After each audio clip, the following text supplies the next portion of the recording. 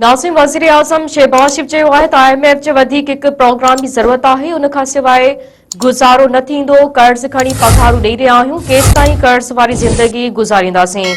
इस्लामाबाद में tax award जी तक़रीब में ख़िताब कंदे वज़ीर आज़म चयो आहे त असांजे मथां कर्ज़ जो पहाड़ आहे। किथे कशकोल न खणी वञूं त बि अॻिले खे लॻे थो त बगल में कशकोल हूंदो। वज़ीर आज़म वधीक चयो आहे त IMF जो प्रोग्राम मुआशी इस्तेकाम लाइ आहे। 16 महीननि जी हुकूमत में मुल्क खे डिफॉल्ट थियण खां बचायो। टैक्स निज़ाम खे बहितर करण पहिरीं तरजीह आहे। सूबाई हुकूमतनि सां गॾिजी ख़ानगी शोबे जी मदद कई वेंदी। नाज़रीन, हिकु भेरो ॿीहर असां अहम ख़बर शेयर कयूं।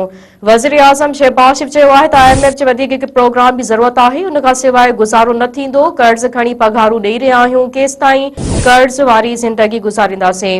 इस्लामाबाद में टैक्स अवॉर्ड जी तक़रीब में ख़िताब कंदे वज़ीर आज़म चयो आहे त असांजे मथां कर्ज़ जो पहाड़ आहे। किथे कशकोल न खणी वञूं त बि अॻिले खे लॻे थो त बगल में कशकोल हूंदो। वज़ीर आज़म वधीक चयो आहे त IMF जो प्रोग्राम मुआशी इस्तेकाम लाइ आहे। 16 महीननि जी हुकूमत में मुल्क खे डिफॉल्ट थियण खां बचायो।